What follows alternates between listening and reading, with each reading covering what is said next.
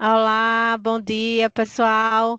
Sejam mais uma vez muito bem-vindos, bem-vindas a mais um encontro aqui nosso do Seminário de Boas Práticas e Integração entre atenção primária em saúde e atenção ambulatorial especializada, enquanto uma oferta aqui da Beneficência Portuguesa de São Paulo, através do projeto de planificação da atenção à saúde, numa parceria com o CONAS e com o Ministério da Saúde. A gente fica muito feliz de vocês estarem aqui conosco em mais um encontro hoje que vai estar abordando, né, o compartilhamento aí do cuidado das pessoas com diabetes, né, em relação ao rastreio da neuropatia diabética na APS, na AE, na região leste do DF. A gente tem dois convidados aqui bastante bacanas que vão estar compartilhando um pouco dessa experiência lá no DF. A gente já está na expectativa.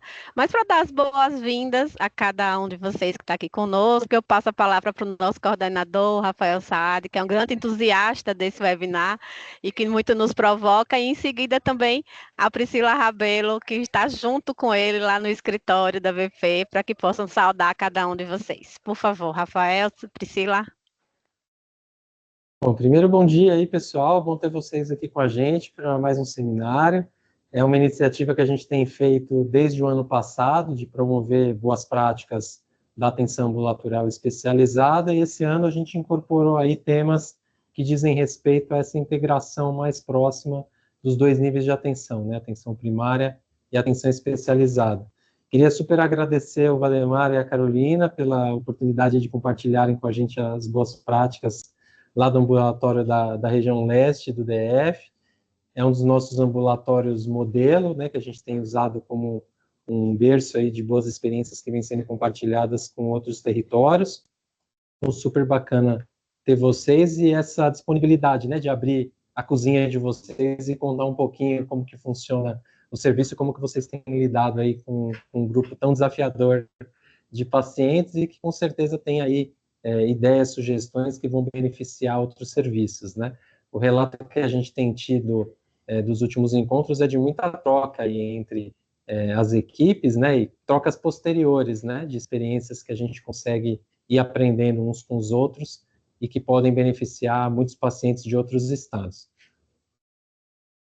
Bom dia, é um prazer estar com vocês aqui hoje para assistir esse webinar, né, que para nós ele tem um grande valor, né, tratar aí do cuidado das pessoas com diabetes no que se refere ao rastreamento da neuropatia diabética, considerando que o Distrito Federal ele é o berço, né, dessa tecnologia de rastreio.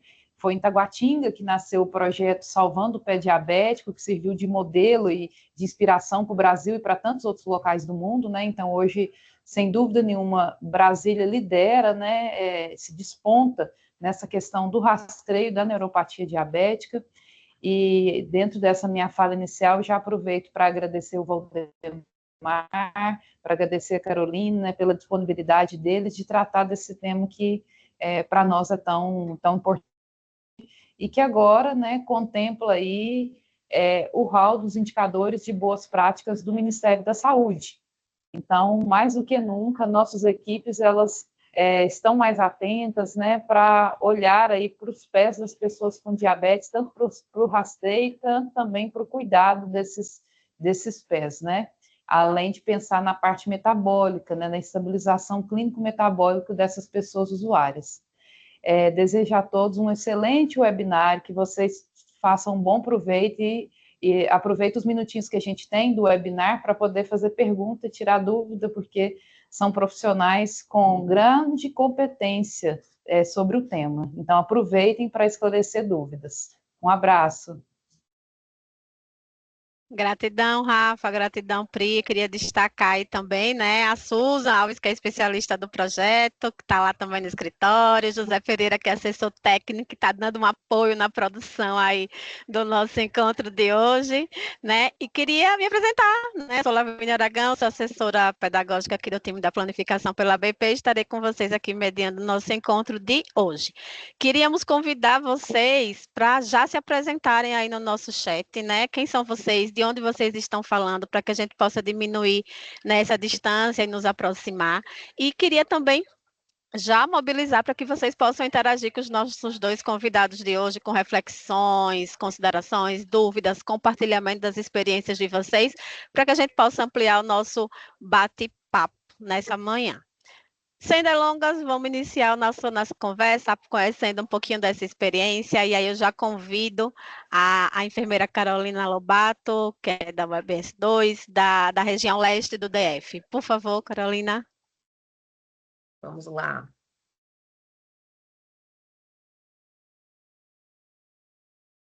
Aqui.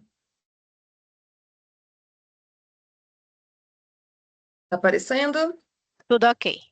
Perfeito. Bom, temos alguns desafios. Primeiro é o tempo, eu tenho de 15 a 20 minutos para falar, então eu inicio, né, falando do prazer de estar aqui. Me chamo Carolina, sou enfermeira de família e comunidade, trabalho há 7 anos na região administrativa do Itapuã, e nessa equipe que eu vou relatar, eu estou há 1 ano e meio, né, e aí o pedido, então, da fala, vou colocar aqui meu cronômetro para não passar do tempo, foi falar um pouquinho, então, da perspectiva da atenção primária nesse rastreio, né, da neuropatia diabética, entendendo como a identificação precoce dessas alterações, né, dos nervos periféricos em pessoas com diabetes. E aí trouxe rapidamente, né, a diferenciação entre neuropatia e o pé diabético. Neuropatia é um dano causado, né, pelo alto nível de açúcar no sangue, geralmente afeta pernas e pés, e pode levar a perda de sensibilidade, dor, formigamento ou fraqueza. E o pé diabético é o que a gente quer evitar, né? Então, que é a complicação resultante dessa neuropatia ou dessa má circulação, que manifesta-se com úlceras, infecções, deformidade nos pés e risco elevado de amputação. Aí aqui eu quis trazer um pouquinho da perspectiva da organização do processo de trabalho na atenção primária. A gente tem vivido cada vez mais, vivenciado, né, pela sobrecarga das equipes, um cuidado reativo. Então, a gente recebe o usuário e avalia se der, né? Então, é uma dependência da demanda espontânea. E aí, a primeira provocação, né, de como que a gente torna esse cuidado reativo para um cuidado proativo e territorial, que é a grande característica do trabalho da atenção primária. E aí vem a importância da busca ativa, a importância agora, né, recente, nas últimas atualizações do ESUS APS, as listas nominais, né, destes usuários com diabetes, né, mapeamento contínuo, e depois eu vou falar um pouquinho de como os outros profissionais da equipe podem apoiar nesse rastreio, identificação dos faltosos, pacientes sem avaliação anual registrada, e claro que a programação, né, desse cuidado longitudinal é fundamental para mantermos o perfil de cuidado que a atenção primária preza, né, que é um cuidado integral, longitudinal, não só reativo, como eu falei inicialmente.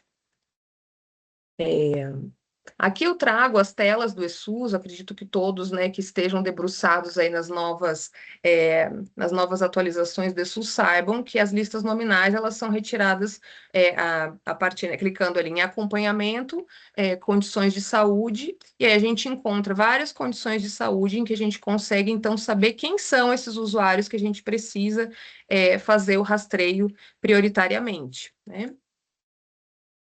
Aí tem aqui, né, a sinalização do acompanhamento dos pacientes com diabetes. Trouxe aqui a minha perspectiva, então hoje, oficialmente, eu tenho 114 usuários que devem ser acompanhados, né? É uma equipe que se insere numa região de altíssima vulnerabilidade no Itapuã, então nós temos um perfil populacional, uma quantidade de pessoas que ela se enquadra atualmente na quantidade de pessoas que o Ministério preconiza, isso é um facilitador, né?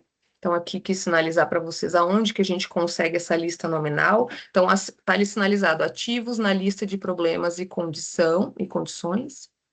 E aqui eu trago as 3 portas de entrada para avaliação, né? Como que a gente precisa organizar esse processo de trabalho, que dentre tantas demandas que nós temos, né, também acompanhar e conseguir rastrear essa neuropatia diabética nos pacientes acometidos por esse agravo. Então, consulta de cuidado continuado, então, acompanhamento rotineiro programado. Na UBS que eu trabalho, a gente tem um dia específico para as agendas programadas de hipertenso diabético, que as 3 equipes utilizam, enquanto os usuários estão aguardando, né, as consultas com os profissionais de nível superior, a equipe das técnicas e dos agentes comunitários de saúde fazem a abordagem coletiva, né? Então, a gente oportuniza alguns espaços e inclui todos os trabalhadores da equipe nessa avaliação. Então, consulta de cuidado continuado, a avaliação oportunística, não é só nesse dia, né, que é reservado e protegido para os diabéticos e hipertensos, né, é que a gente deve acompanhar e fazer esse rastreio. Mas quando o usuário chega em demanda espontânea por outras queixas, né, por que não fazer uma execução rápida no final da consulta, caso conste alguma pendência no sistema, né, de que aquele paciente não foi avaliado. E as consultas coletivas, né, então os mutirões, 10 a 15 pacientes, né, principalmente os de estratos de baixo risco, que otimiza, então, o tempo das agendas, que a gente sabe que é escasso, né? Aqui, enfatizar, né, que a ausência de tecnologia não justifica a ausência do rastreio. Na minha UBS, eu não tenho diapasão, eu não tenho o martelinho e eu não tenho Doppler. Tá? Eu tenho o monofilamento que a gente recebeu pelo programa de hanseníase, então até trouxe aqui, a equipe nem sabe que eu trouxe, mas está aqui. Já coloquei até o coisinha aqui, o dispositivo aqui para mostrar para vocês. Então, eu trouxe, nós temos, mas eu quero reforçar que a inexistência do monofilamento não impede que a gente faça, porque nesses casos do rastreio, a clínica ela é soberana. Então, a inspeção sistemática visual rigorosa, a palpação manual de pulsos, né? Alternativa validada. Tem um artigo que depois eu posso disponibilizar no chat, bastante atual, 2021, né, que reconhece, né, o uso do IPTT como alternativa ao monofilamento, né? Então, uma revisão sistemática bem robusta, né, que traz, então, como alternativa validada, não ter o monofilamento e fazer, de fato, com os toques nos mesmos lugares que a gente faz com o monofilamento, né, na mesma metodologia, pode ser feito, então, com o dedo, né, que todo mundo conseguiria fazer. E a otimização da equipe, né, então, capacitação dos técnicos de enfermagem para pré-triagem, então, diferenciar pés íntegros de suspeitos, né, e encaminhar os casos alterados, então, para a enfermeira ou para a médica, para poder, então, apoiar nesse rastreio. Aqui, em linhas gerais, né, até pelo tempo que temos, acho que o Valdemar vai poder falar um pouquinho mais também, o que a gente olha, né, então a pele ressecada, fissuras, temperatura, micoses interdigitais, a questão neurológica, a pesquisa de sensibilidade protetora, né, formigamento, queimação, a palpação dos pulsos, rarefação de pelos, atrofia, busca por deformidades, calosidades e os sinais de artropatia de Charcot, né? Aqui quis trazer que em Brasília nós temos 3 documentos norteadores, acho que o Valdemar vai falar também, são 2 notas técnicas, nota técnica 1 e 2 de 2020, uma trata sobre o perfil, né, das lesões, dos pacientes com lesões complexas, que podem ser encaminhados para atenção especializada, as características, né, dos pés diabéticos que a gente pode também encaminhar e quais são as informações para um encaminhamento qualificado, e o protocolo mesmo do pé diabético. E nesse protocolo tem essa ficha de avaliação e rastreamento da dor neuropática, perda de sensibilidade protetora e a doença arterial periférica na atenção primária. Eu trouxe só o visual, não vou mostrar ponto por ponto para vocês. É um documento disponível, né, que pode apoiar lugares que ainda não tenham esses instrumentos, né, porque é muita coisa para avaliar. Então, o instrumento, ele nos ajuda, inclusive, no raciocínio clínico, né? E aí, aqui ao final, tem a classificação de risco e o segmento, né, aprovado, então, em protocolo. Aqui, então, né, o rastreio da neuropatia usando o monofilamento ou a questão do teste de toque, né? Não vou me deter na técnica, mas é aquela coisa, 2 segundos, né? Tem que o monofilamento tem que fazer um Czinho nestes pontos aí, nas áreas teste, bilateral, né, no hálux e nas cabeças, então, dos metatarsos, tá? Tem 9 minutos, vamos lá. Os sintomas neuropáticos, então, sintomas positivos, que são alertas sensoriais, né? Então, queimação, formigamento, dor tipo agulhada, com piora noturna. E, claro, o risco silencioso, que esse é o mais, talvez, o que a gente tem que ficar mais atento, né? Dormências, incapacidade de perceber agressões no pé, e aqui é a perda de sensibilidade mesmo. E aí aqui a gente utiliza muito a quantificação da dor, né? Então, utilizando a escala visual analógica para balizar a terapia neuropática. No protocolo tem, inclusive, qual é a conduta, né? Quando o paciente fala que está com uma dor moderada a uma dor grande, né? Uma dor pior. Então, também não vou me deter na terapia medicamentosa, terapia farmacológica, que talvez não seja o objetivo hoje, mas está disponível no protocolo. Aqui, aí entrando um pouquinho na questão do registro, né? E como a colega falou inicialmente, acho que foi Érica, talvez, em relação ao reconhecimento, né, das boas práticas pelo Ministério da Saúde e a importância de como a gente registra essa avaliação, porque é isso, né? O registro, ele traduz o que a gente faz. E agora, o que a gente faz está traduzido também em reconhecimento com recurso, né? Com dinheiro. Então, indicadores de boas práticas atrelados ao financiamento da atenção primária. Então, como que a gente avalia periodicamente o pé e como que a gente registra, então, essa ação, né? Aí eu trouxe aqui também um print do ESUS, né? Então, vai lá em SIGTAP, lá ao final da tela, depois do SWAP, né? E aí no SIGTAP coloca exame do pé diabético. Claro que o usuário tem que estar com uma condição ativa, né? Diabético, condição ativa e o exame, então, do pé diabético.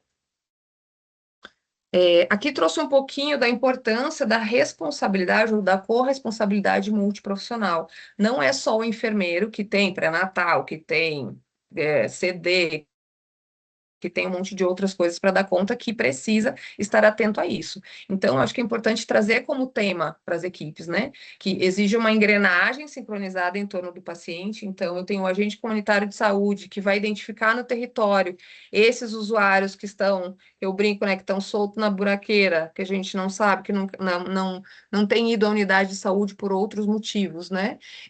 Estimular o comparecimento.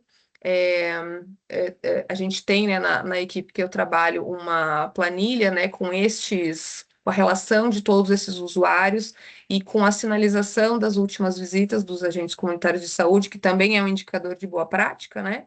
Então, incluí-lo para também conseguir minimamente, né, ver se esse usuário não está sendo acompanhado por nós. A enfermagem e medicina, né? Então, a avaliação clínica, o rastreio, a prescrição e a estratificação de risco, e a partir da estratificação de risco, seguir na rede, né? Ou seguir conosco. O técnico de enfermagem, como eu já falei anteriormente, identificar precocemente e encaminhar para o rastreio oportuno, as orientações de autocuidado, né? Não coloquei, mas os agentes comunitários de saúde também, né, podem estar cientes dessas orientações e apoiar os pacientes nessa empreitada. E, claro, a atenção especializada, que depois o Valdemar vai trazer as questões lá do ambulatório, acompanhamento compartilhado, acho que é um cuidado compartilhado, né? E abordagem das lesões complexas, não só por uma agregação tecnológica que nós não temos, mas pelo conhecimento especializado que é necessário para esses casos. Aqui a estratificação de risco, né, que a gente encontra nos principais protocolos nacionais e internacionais. Então, a atenção primária acaba ficando mais com o cuidado, né, singularizado dos pacientes classificados grau 0 e grau 1, grau 2 a depender, compartilhado com a atenção especializada, e o grau 3 aí tem que ser mesmo, né? Então, um acompanhamento contínuo, multidisciplinar rigoroso, né? Que tem 4 minutos, navegando a rede da atenção à saúde, então partindo já para o tema que o que o Valdemar vai trazer, então a PS é o centro do comando, né, a coordenadora do cuidado, a que vai, na verdade, ser a grande responsável por esse usuário nos territórios, mas ele vai navegar nessa rede, vai e volta, né, mas volta para o território em que a gente tem responsabilidade sanitária. Então, a gente lida, como eu falei, com os riscos 0 e 1 de forma autônoma, identifica e tria lesões iniciais. O ambulatório de especialidades, pacientes grau 2 e 3, sem emergência aguda, então via regulação, né? E aí, como eu falei, as notas técnicas, elas nos elencam quais são as informações que a gente precisa mandar neste encaminhamento para uma avaliação compartilhada com especialidades. E nós temos em Brasília também a oficina de órtese e prótese, que tem a produção de palmilhas e calçados especiais, a depender da avaliação, né? E, claro, a emergência hospitalar em caso de lesões complexas, isquemia, infecções graves, osteomielite, que a gente precisa de uma intervenção imediata. A gente também tem essa rotina, né? Quando identificada, então, uma lesão de maior gravidade. Então, o fluxo, ele deve sempre partir, idealmente, da atenção básica, garantindo o acompanhamento do plano terapêutico ao longo de toda a rede. Aqui o esquemático mesmo, né, que a transferência desse usuário, ela é temporária, ela não, mas isso, claro, que o cuidado longitudinal, ele também inclui o ambulatório de feridas, e qual é o nosso elo, né, qual é a nossa ligação, tendo em vista que os nossos sistemas, Valdemar vai falar, os nossos sistemas de informação, eles não dialogam. A atenção básica ela atende pelo PEC, né, o ESUS, e a atenção especializada é um outro prontuário, que é o Track Care, e eles não dialogam. Então, a gente precisou, o Valdemar deve falar isso também, precisou criar, forjar, né, um instrumento para que esse usuário, quando retorne para a gente tenha informações do que foi feito lá e quais são as pactuações feitas com o usuário e também com as equipes de atenção primária. Então, falei já das notas técnicas e a importância delas para o encaminhamento qualificado. Então, o retorno obrigatório, volta com relatório, plano terapêutico e as orientações, então, de curativo, se for o caso.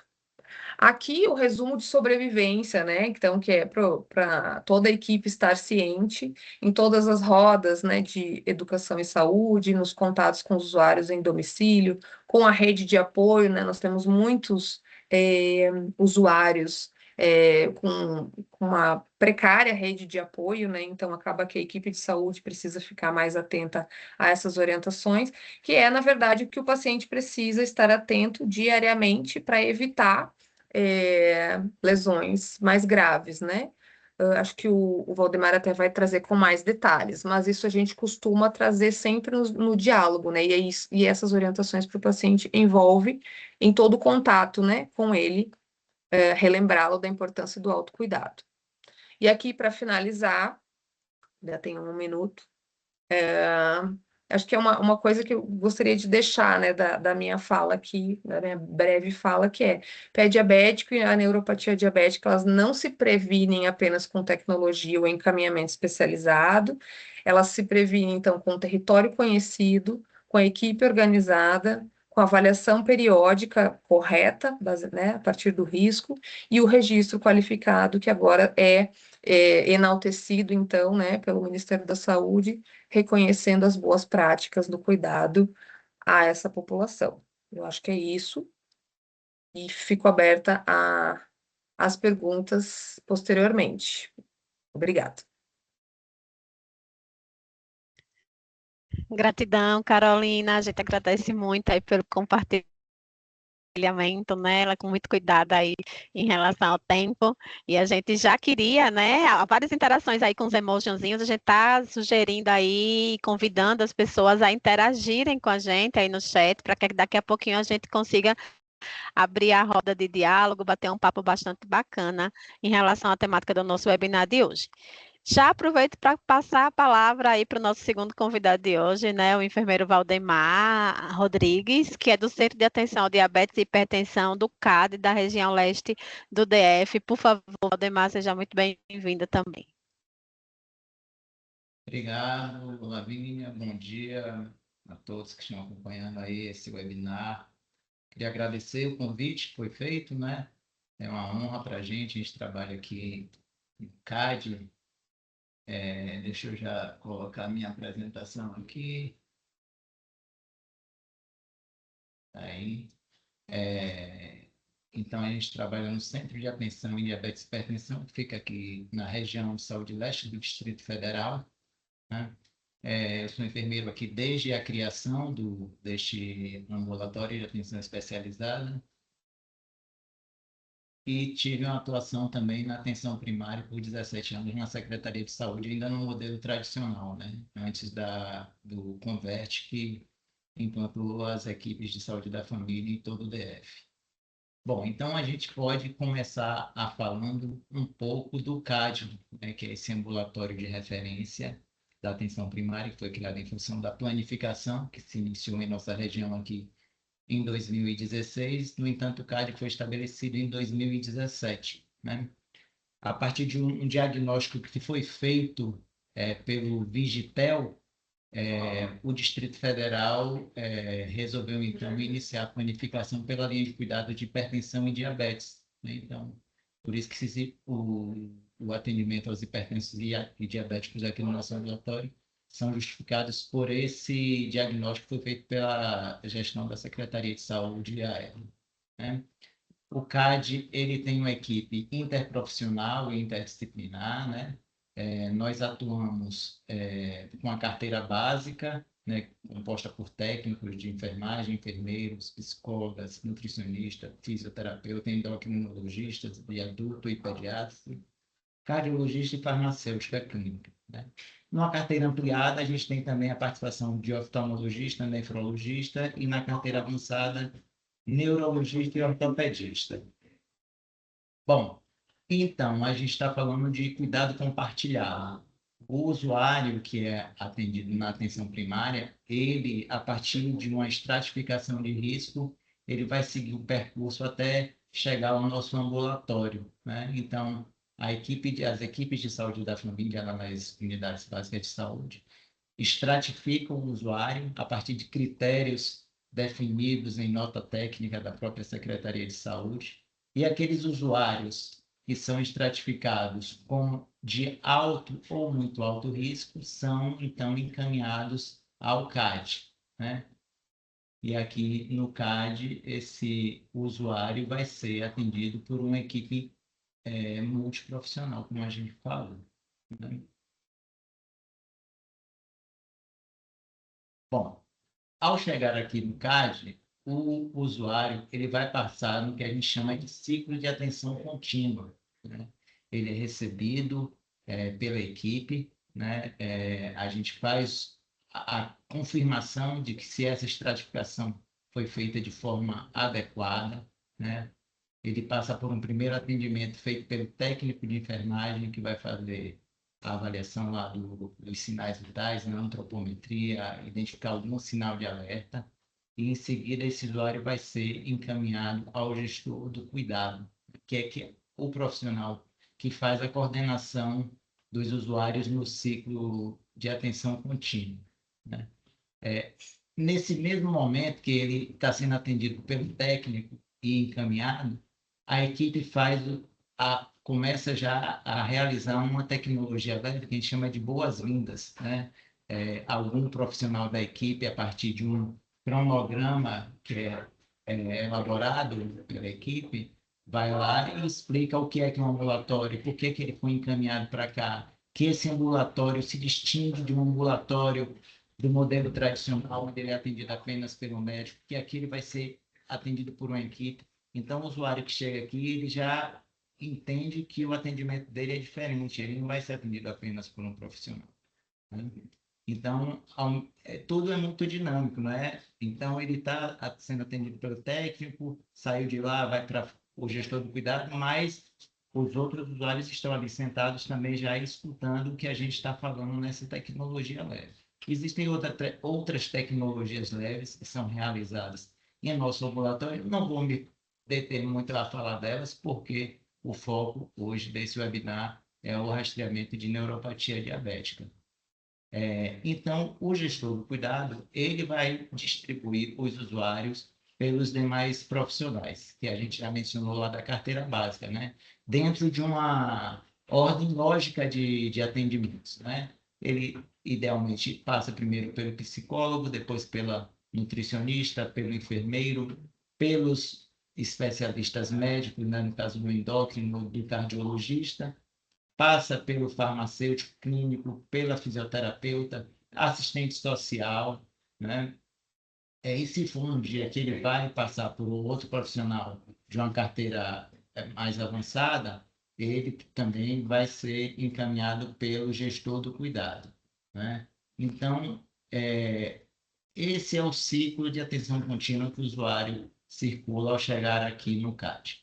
E ao final dos atendimentos nesse ciclo, a gente faz o que a gente chama de fechamento do plano de cuidados. A equipe se reúne para discutir aquele caso, né? E definir, estabelecer quais são os problemas que de fato estão desestabilizando o cuidado daquele usuário, né? E tudo isso é registrado num plano de cuidados que é acessível a todos os profissionais da equipe, né? E esse plano de cuidados, ele é compartilhado com a atenção primária para que, a partir daí, a atenção primária possa fazer o monitoramento desse plano de cuidados que foi elaborado pela equipe do nosso ambulatório de atenção especializada.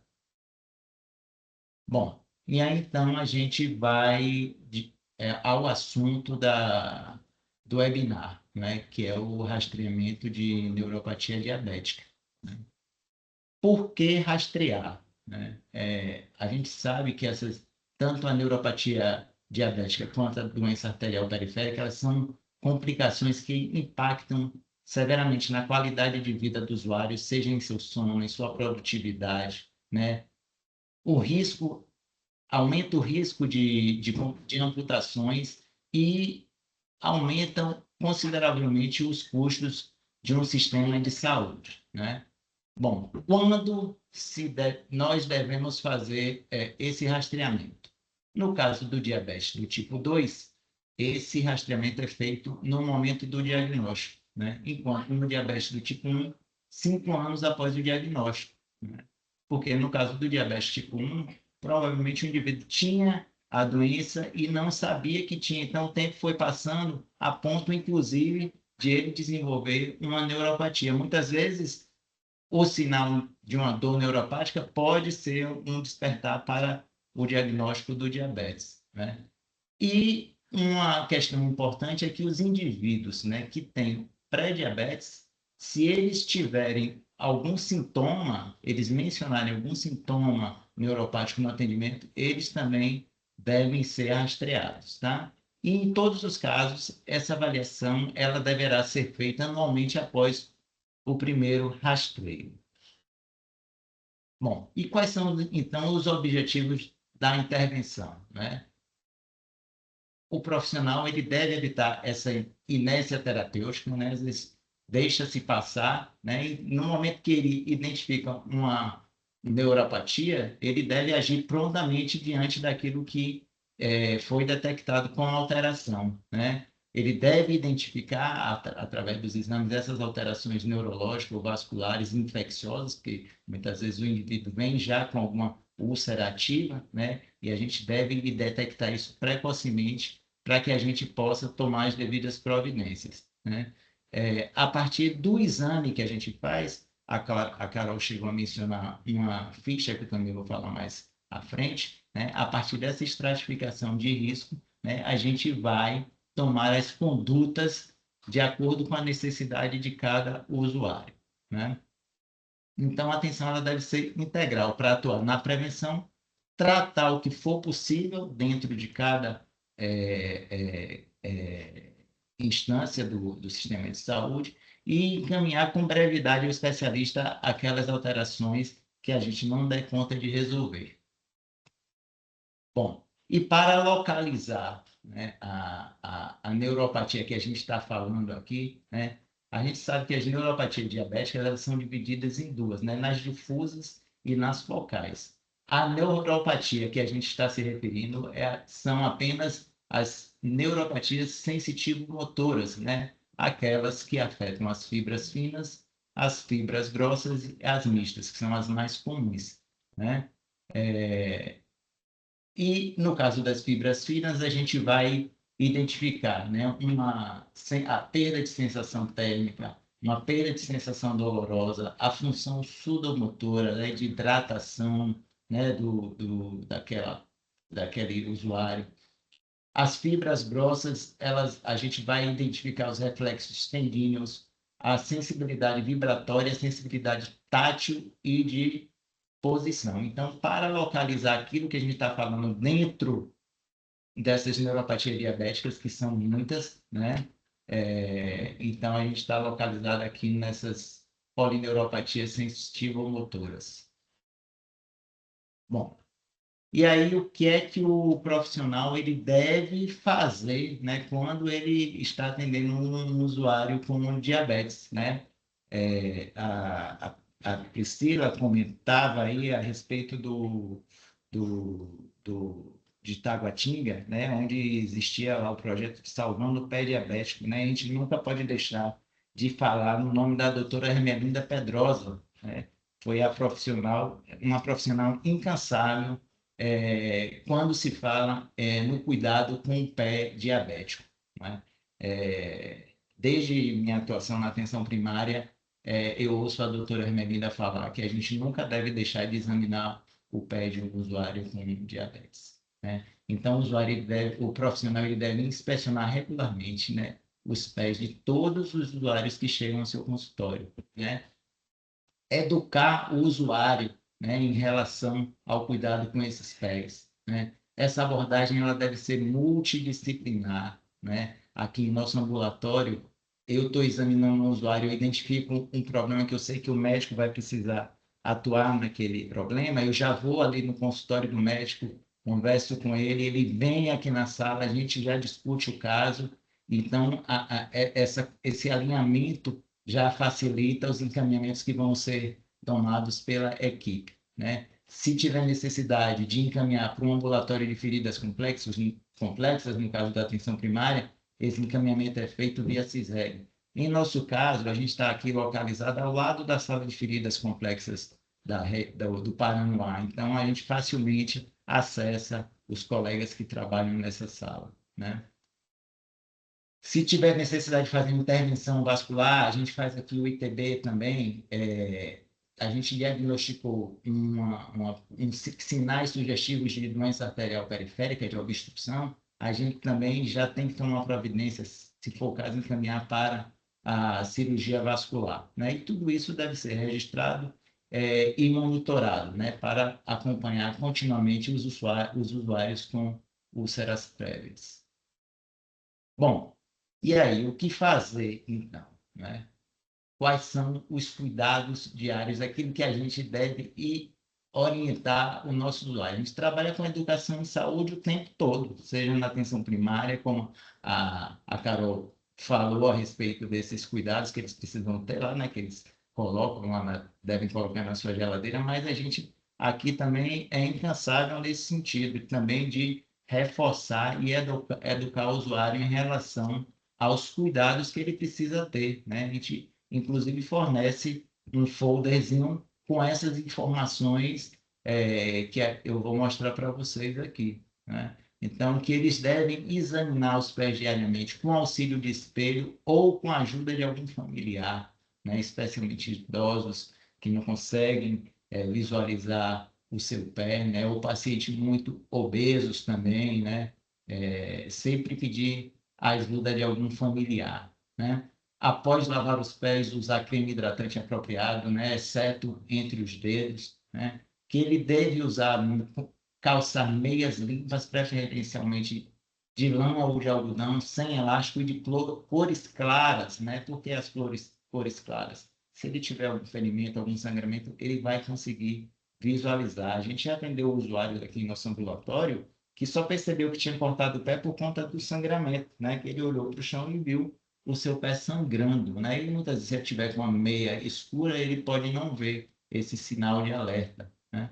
O usuário deve calçar sapatos que não apertem, de couro macio ou de tecido, palmilhas personalizadas, né? Para correções posturais e equilíbrios. A gente, quando encaminha o usuário para fazer calçado especial, a depender do caso, ele também a oficina confecciona palmilhas personalizadas para esse usuário, se ele tem áreas de pressão anormais na planta dos pés, né? Cortar as unhas sempre de forma reta e horizontalmente para evitar o encravamento das unhas, né? E avisar a equipe de saúde se ele apresentar calos, rachaduras ou alterações, né, de cor ou úlcera no pés. Sempre desencorajar o usuário de usar ele próprio, remover calosidades ou tentar desencravar a unha sozinho em casa. Quais são o que ele não deve fazer, não é? Então, nunca andar descalço, mesmo que seja em casa, para evitar tropeços em móveis, né? Não remover os calos ou encravadas, não usar lixas, pedras, plumes, ou ralos nos pés. É muito comum eles utilizarem ralos ou lixas nos pés, né, para diminuir áreas de hiperkeratose. Evitar fazer escalda-pés ou colocar bolsas de água quente. Nunca usar secadores de cabelo para aquecer ou secar os pés. E não usar sapatos sem meias ou sapatos apertados, né? Bom, e falando do rastreamento, né, do screening dos pés, né? O que é que a gente utiliza para fazer esse exame, né, tão importante na nossa prática, que a gente deve nunca deixar de fazer, como a Carol mencionou, mesmo que você não tenha os instrumentos adequados, você deve olhar e examinar os pés daquele usuário. Então, a gente usa um monofilamento de 10 gramas, tem que ser o de 10 gramas, que é o que é padronizado, tá? O palito de dente para testar a sensação dolorosa e o diapasão de 128 Hz, que a gente utiliza para duas coisas, para testar a sensação vibratória, mas também para testar a sensação térmica, tá? Com o próprio cabo do diapasão, você pode tocar na pele do usuário para saber se ele consegue sentir o cabo frio ou quente, quando a gente pergunta para ele. Bom, isso aí é um exame que a gente é o próprio exame que a gente faz aqui em nosso ambulatório, né? Utilizando o monofilamento, né? Esse exame ele não é feito de qualquer jeito, você tem que tocar a pele e fazer uma leve pressão, tá? Você não toca de vez, tá? Aqui a gente testando a sensação térmica, como eu falei, tá vendo? Com o cabo do diapasão. E nessa outra imagem aqui, a gente está fazendo o ITB, né? A gente tem aqui um Doppler portátil. Bom, e a gente registra esse exame que a gente realiza em nosso ambulatório nesse formulário de avaliação. A Carol mostrou para vocês o formulário que é utilizado na atenção primária. É o mesmo formulário, mas ele é mais simplificado para a atenção primária. Esse daqui é o formulário feito para o ambulatório de referência, um ambulatório especializado como o nosso, né? Então, a gente tem aqui essa área que é de inicial, que é de identificação do usuário, né? Depois, essa área onde você vai fazer a inspeção dos pés, que a Carol também mencionou, né? Se ele tem uma pele seca, com rachaduras, com fissuras, né? Se a cor da pele está normal, se esse indivíduo apresenta aí micoses interdigital, ungueal, né? Se tem calosidades, se tem pelos presentes, se utiliza calçados adequados, né? Em seguida, você tem uma área para registro das deformidades que você identifica no usuário. Você tem aí se ele tem um pé neuropático típico, é um pé calvos, ou um pé desabado, né, com artropatia de Charcot, ou um valgismo, né, no dedo valgo, ou o dedo desengarra, né? Depois você registra a perda de sensação protetora. Mais à frente, você vai identificar se esse indivíduo tem uma limitação da mobilidade articular, identificada pelo sinal da prece. E aí você vai para áreas também importantes, que é para identificar os sintomas neuropáticos, identificar se esse indivíduo tem dor neuropática, né? Se ele tem queimação, dormência, formigamento, dor, que horário é que dói, se é no pé, se é na perna, se é mais dia, se é mais de noite, né? Se ele é acordado ou despertado à noite por causa desse desconforto, né? E o que é que alivia esse desconforto? Tudo isso você vai registrando, dando a pontuação que tem no formulário. Depois você vai para o score de sinais, né? Que é o próprio teste neurológico, né? Que você vai ver lá a vibração, a sensação vibratória, dolorosa, térmica, né? Até chegar nessa escala, nesse score de sintomas e sinais para definir se esse indivíduo tem uma polineuropatia diabética, tá? A gente tem aqui a área também que faz o registro do ITB, né? Se esse indivíduo já teve alguma amputação, se ele já teve úlceras prévias ou alguma ulcerativa, até chegar naquela classificação que a Carol também falou, tá? Essa classificação vai permitir a gente saber se esse indivíduo vai precisar de segmento anual, né, de 3 a 6 meses, de 2 a 3 meses, ou a cada 1 ou 2 meses, tá? E a partir dele também a gente vai saber se esse indivíduo precisa ser encaminhado para a oficina de órteses e próteses que a gente tem aqui no Distrito Federal.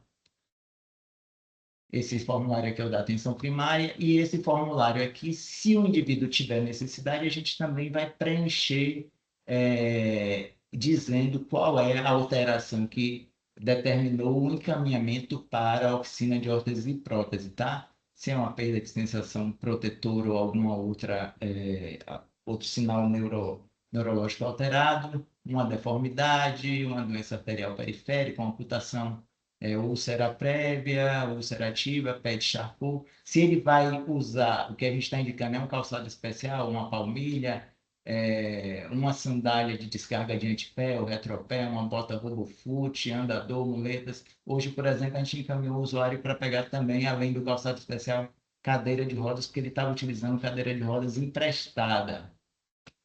E aqui é o formulário de encaminhamento não, desculpe, o fluxo passo a passo para o indivíduo chegar até a oficina de órtese e prótese e solicitar a confecção daquele dispositivo que a gente solicitou. Ele vai entrar em contato por um número de WhatsApp, né? E aí a própria oficina de órtese e prótese vai orientá-lo em relação aos próximos passos, né? Que é comparecer à estação de metrô da 114 Sul, aqui no Distrito Federal, onde existe vários órgãos do governo, inclusive da Secretaria de Saúde, né, para fazer o primeiro atendimento deles em relação às medidas dos pés, até que eles possam adquirir o calçado lá na própria 114, então em outro setor aqui do Distrito Federal, que a gente chama CIA, Setor de Indústria de Armazenamento. Bom, então, de um modo geral, o rastreamento é feito dessa forma aqui em nosso ambulatório. Aí tem imagens da nossa equipe, uma equipe que trabalha com muito amor no dia a dia em relação ao cuidado das pessoas que têm diabetes e hipertensão e que chegam aqui ao nosso ambulatório.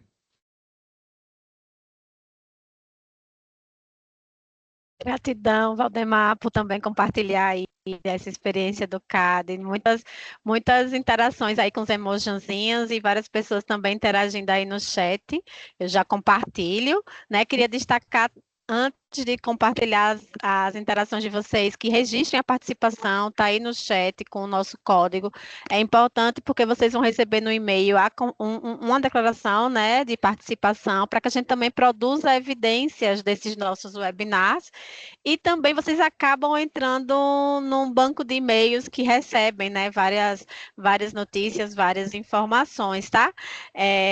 Também a gente convida para que vocês acessem o site da Planificação BP, porque lá vai estar gravado tanto o webinar de hoje, como todos os outros webinars aqui de compartilhamento de boas práticas entre atenção ambulatorial especializada e APS, bem como outros materiais bem bacanas. Vamos interagir com os nossos convidados aí de hoje, né? Vou começar pela Carol. Carol, tem vários emojizinhos, mas algumas considerações aqui no chat. Então, a Jaqueline Vasquez traz que excelente o checklist com resumo de sobrevivência. Parabéns, Carol e equipe. A Maíla traz parabéns, Carol e equipe. Excelente a sua explanação. A Aparecida Souza traz, Carolina, parabéns pelo trabalho que vocês fazem, comprovando que a atuação da APS é fundamental para prevenir complicações graves e irreversíveis, como úlceras e amputações de membros inferiores em pacientes com diabetes mellitus. Importante também o esforço feito para integrar os pontos de atenção. A Andréia Cristina traz excelente abordagem, nosso desafio diário na orientação junto às famílias e cuidadores quanto à importância na prevenção de lesões. Não tem uma pergunta específica, mas reforços, né, em relação ao que você compartilhou com a gente. E eu passo para você, Carol, para você poder fazer algumas considerações acerca dessas interações.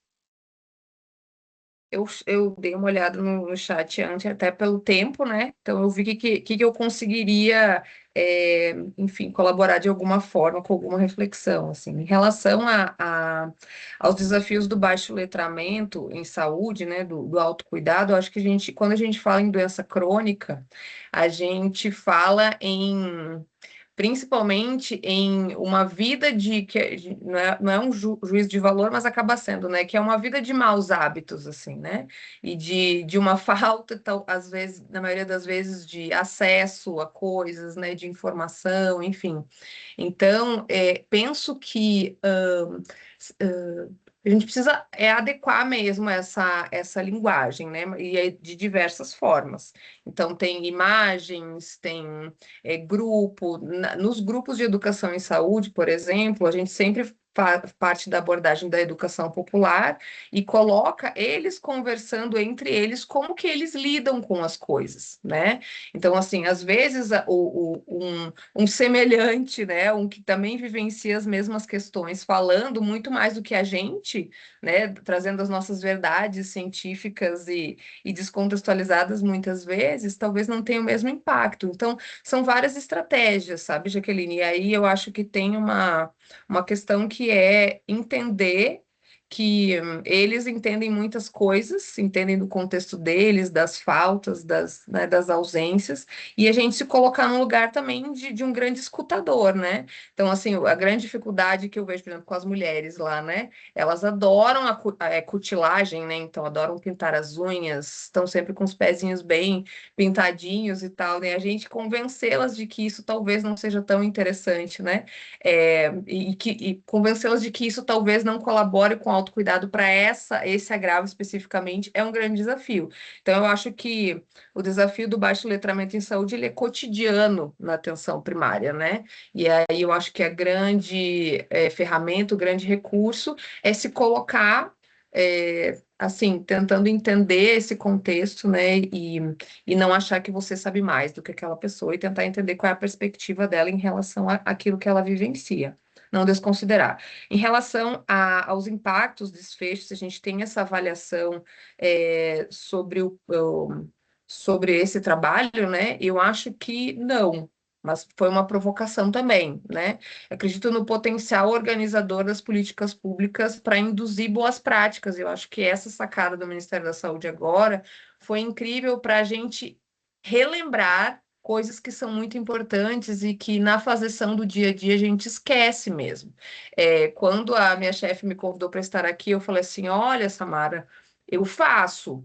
Mas eu vou te dizer que agora a gente está fazendo mais, né? Porque teve uma política organizadora e indutora do Ministério da Saúde. Não pelo recurso, mas por enaltecer e a gente entender que isso é importante. Então, casou com a importância que a gente também entende que é no processo de trabalho, com uma política pública, com um potencial organizador dessa política pública. Então, não tem essa avaliação, tá? Mas me senti provocada para ir atrás disso, né? Quantos casos evitáveis, enfim, se a gente conseguiu com esse trabalho.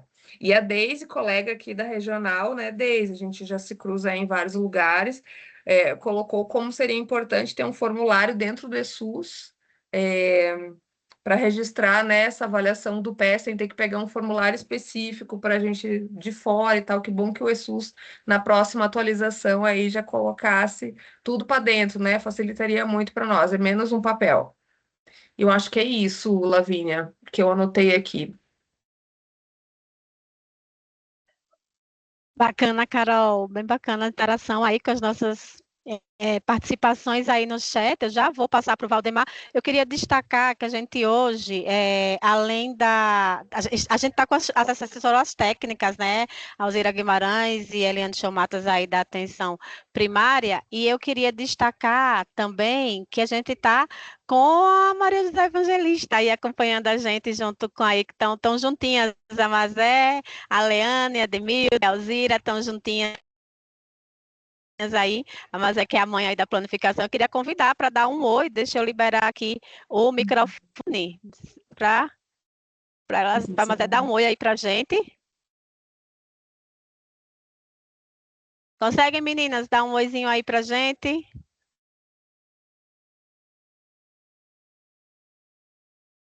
Espera aí que a gente está vendo por Olá, enquanto. bom dia. Oi, Leane, bom dia. Estamos vendo vocês só. As meninas querem dar um oi, mas quer dar um oi também? Mary, estamos aqui, dê a ela, para ela falar. Dê a Maria, dê a Maria. Aqui, Maria, fala aí.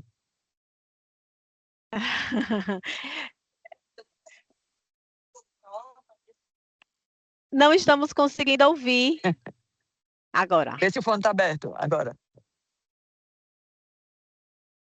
Oi, Ela não estava Maria. escutando, não. Sem som. Tá no fone da Leane. Tá sem som. Tá no seu fone, Leane. seu Ela não fone, tá Leane. conseguindo ouvir. Maria, deixa eu ver se está aberto aí. É em tempo real, viu, gente? Não, Que a tá gente não aberto. poderia perder a oportunidade Tá de aberto, ouvi-las tá também aberto. aí, acolhê-las. A gente tá te ouvindo bem, Leane, mas a Mazé a gente não ouve. Maria, peraí, só um instantinho. Ela disse que me escuta, mas não escutou. Oi. Agora? Tá escutando agora? Então, Agora sim.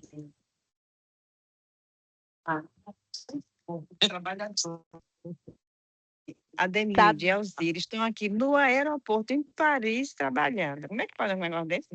Vocês são chique Bom demais, trabalho, né? gente, Todos beijo os pra momentos. vocês. Boa viagem, meninas. Foi que eu tava com fone. Mesmo assim, a gente, né, fica feliz aí de vocês estarem conosco, participando desse momento aí, em Paris, chique demais, e acompanhando aqui o nosso webinar, viu, Carol, viu, Valdemar, prestigiando aí o compartilhamento dessa experiência de vocês, internacionalmente falando, inclusive, né? Chique do último. Né? Agora sim, vamos ouvir também o Valdemar. Valdemar, a gente já está aqui no limite do horário, mas a gente quer ouvir vocês também. Tivemos algumas interações, tá? Ó, a Jaque Vaques traz o trabalho sensacional da APS, né? Integrada que mais serviços se inspirem em vocês. Vocês já conseguem mensurar o impacto do desfecho desse trabalho? Por exemplo, amputações evitadas, redução de lesões avançadas em pessoas diabéticas, diminuição das lesões infectadas, identificação precoce de neuropatia diabética, entre outros. E aí, reforçaram aí, né, a Jaque também, em relação à sua lembrança da doutora Hermelina Pedrosa, dizendo que é uma grande referência, endossando o que você já tinha trazido. A Francimara traz, e o PEC facilita isso, muito bom na avaliação do diabético. A Jaque Vasques traz assim, ó, a orientação em saúde às pessoas usuárias é fundamental e impacta diretamente no autocuidado, mas é necessário considerar o letramento em saúde de cada pessoa. Quais foram os principais desafios enfrentados por vocês nesse processo? E a partir da experiência vivenciada, quais estratégias têm se mostrado mais efetivas para qualificar a comunicação, favorecer a compreensão das orientações e o protagonismo da pessoa usuária no cuidado? E aí pede para reforçar aí o que é o ITB e quem realiza. A Leane, né? Que interagiu com a gente também, trazendo a seguinte consideração.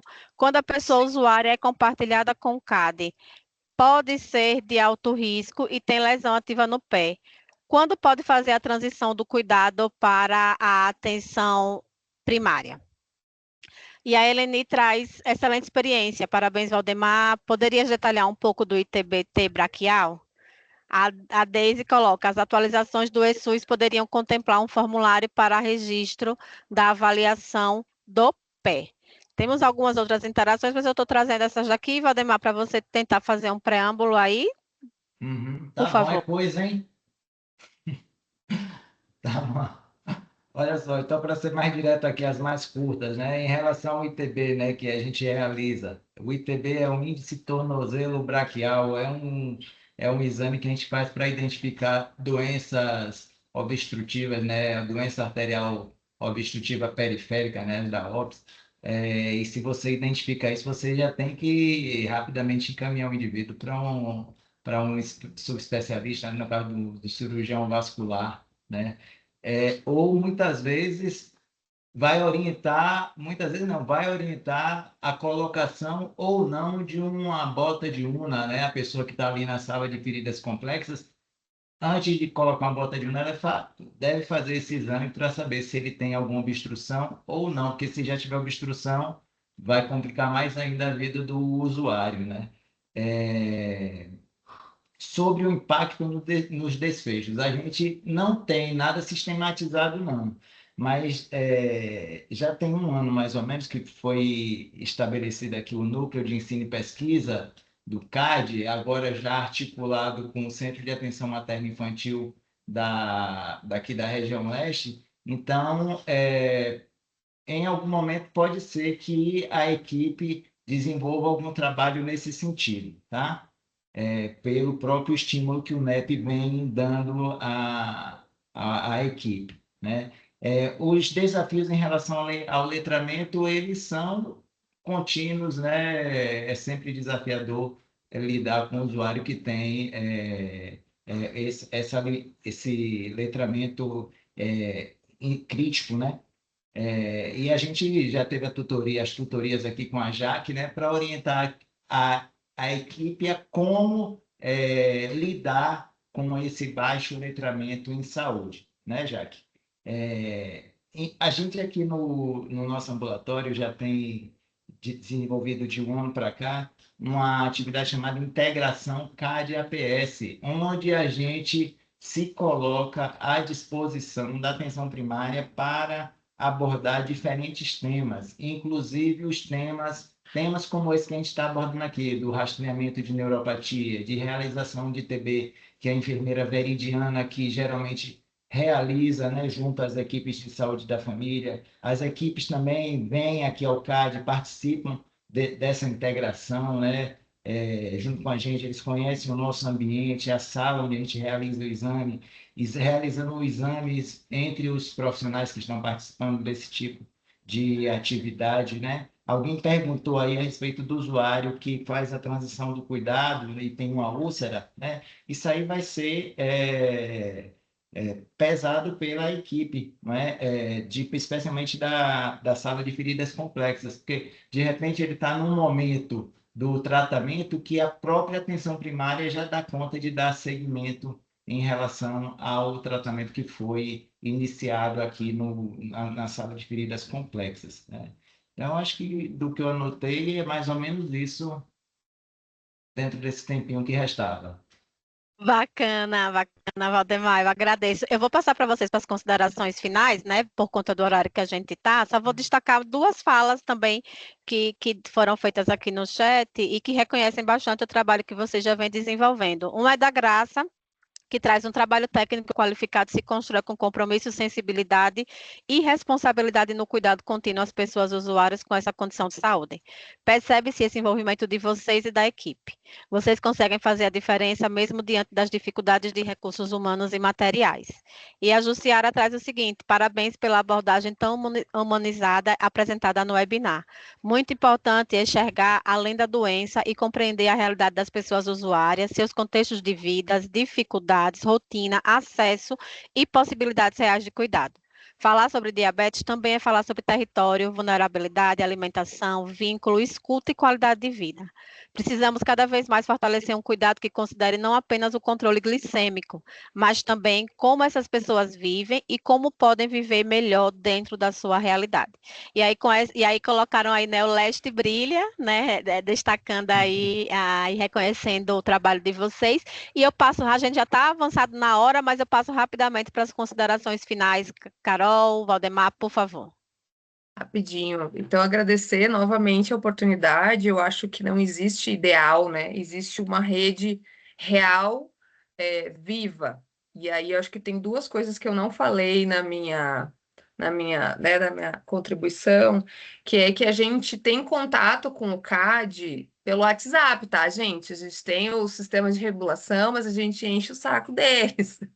Ei, não marcou aquele paciente, ele é grave, cadê? Tá, tá, tá. Então, assim, porque eu acho que é isso, assim, né? Essa integração, ela não pode ser protocolizável 100%, eu acho que ela organiza, mas é isso, a gente cuidar de pessoas, a gente tem que fazer uma rede viva, então eu preciso saber que o Valdemar existe, o Valdemar precisa saber que eu tô ali com um paciente muito difícil, e aí nos dá um apoio, a gente tem esses matriciamentos que tornam, assim, o cuidado muito mais fluido, né? Então, assim, acho que é isso, né? De transformar a rede viva e de saber que não é um sistema que vai impedir que a gente forneça e preste o melhor cuidado possível dentro de todas as limitações que a gente sabe que a gente ainda tem. Eu acho que é isso. Então, agradecer e é isso. Obrigada. Bom, eu também queria agradecer o convite, né?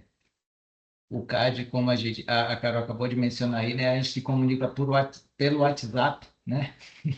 Isso é muito importante, aproxima o trabalho dos profissionais e sempre pensando, né, no usuário que a gente acompanha, né? No bem-estar e na resolução dos problemas daquele indivíduo que a gente está atendendo, tá? Então, parabéns pela equipe que tem conduzido aí tão bem esses seminários virtuais aí, que a gente está distante, mas está bem próximo, né? Valeu, gente. Obrigado. É isso mesmo, Valdemar. A ideia é essa, né? A gente se aproximar, diminuindo as distâncias entre os territórios e compartilhando essas boas práticas tão bacanas, como foi a experiência hoje aí da região leste do DF. Então, a gente queria agradecer muito, mais uma vez, né, a Carolina, ao Valdemar, por estarem aqui conosco de forma tão generosa, compartilhando a experiência de vocês e nos sensibilizando a cada uma que esteve aqui conosco, para fazer também um pouquinho desse muito que vocês fazem aí em cada um dos territórios. Antes de terminar, queria destacar e relembrar os nossos encontros, né? O nosso próximo encontro aqui do webinar de compartilhamento das boas práticas de atenção primária e atenção ambulatorial especializada no dia 18 de junho. Então, já coloquem aí na agenda de vocês, no mesmo horário de 11 ao meio-dia. E queria reforçar também um convite para que vocês possam estar conosco também no nosso próximo webinar de atenção à gestante, né? De atenção à gestante, que vai ser no dia 11 de junho, com o tema de sinais de gravidade, parto, nascimento e puerpério, no dia 11 de junho, das 16 às 17 horas.